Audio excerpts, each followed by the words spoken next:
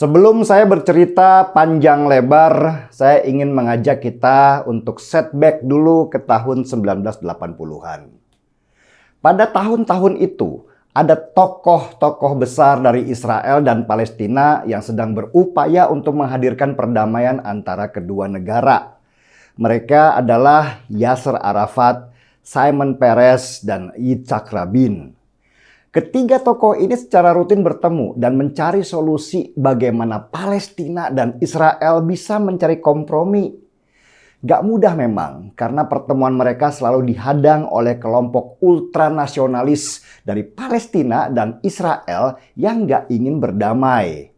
Tetapi mereka terus berusaha mencari jalan tengah bagaimana supaya misi perdamaian tercipta dan bangsa Israel juga Palestina bisa hidup berdampingan tanpa kekerasan.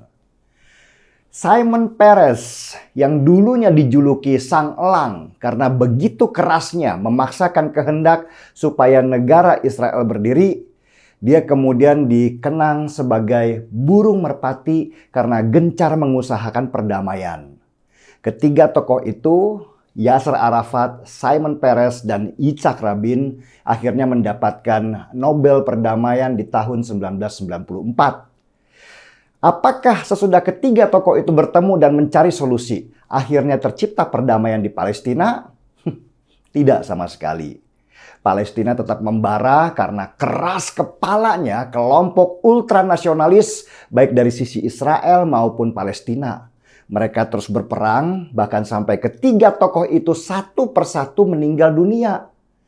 Bahkan Yitzhak Rabin, mantan Perdana Menteri Israel, dibunuh oleh bangsanya sendiri yang pendukung kelompok ultranasionalis dan menolak perjanjian Oslo yang digaung-gaungkan.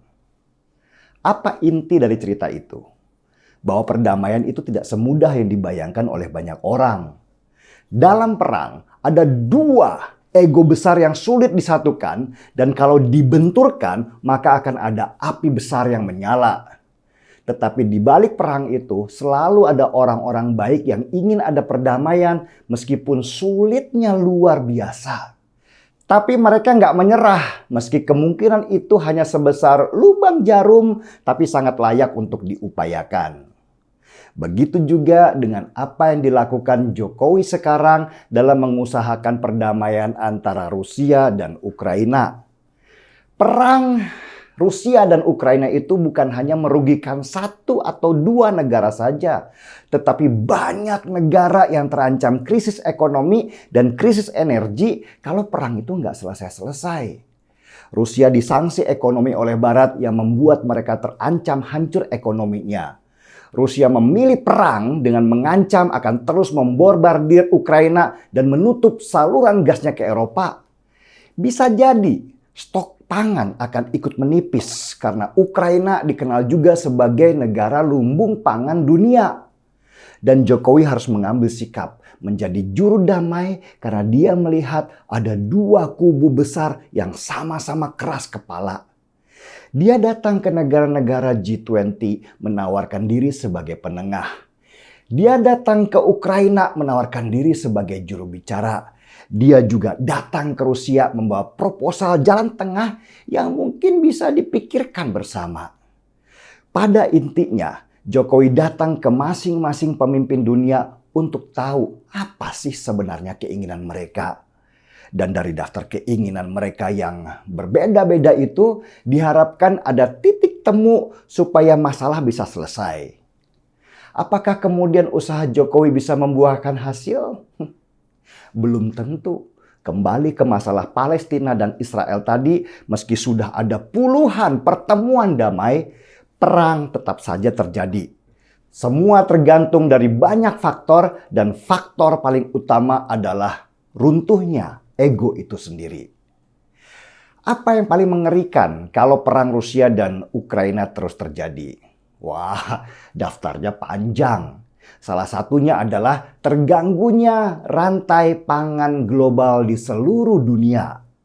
WTO, Badan Perdagangan Dunia, sudah memberikan alarm kalau perang Rusia-Ukraina ini akan memukul negara-negara Afrika karena kekurangan gandum dan pupuk. Jutaan ton bahan pangan itu nggak bisa diekspor karena perang. Dan itu bisa memicu kelangkaan pangan global. Karena itulah perang Rusia dan Ukraina harus dimediasi. Bukan untuk menghentikan perang. Karena itu seperti ikut campur urusan dalam negeri seseorang. Tetapi bagaimana elemen-elemen penting ekonomi itu bisa tetap diselamatkan dan tidak memicu gelombang resesi yang akan merontokkan banyak negara di dunia. Jokowi bisa dibilang sekarang adalah seekor burung merpati, burung yang melambangkan perdamaian. Dia datang dengan tulus dan bersahabat dan berusaha mencari titik temu yang terbaik terhadap semua kerumitan. Dan Jokowi adalah wakil bangsa ini yang selalu mencari jalan tengah dari semua permasalahan tapi tidak berkesan lemah. Selamat berjuang Presidenku, semoga usahamu bisa membawa suasana sejuk di dunia. Engkaulah wakil terbaik dari Indonesia. Salam seruput kopi dari kami yang mendukungmu sejak pertama.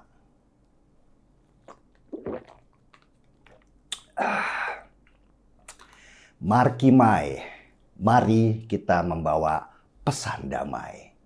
Saya Denny Siregar, kita di acara Timeline.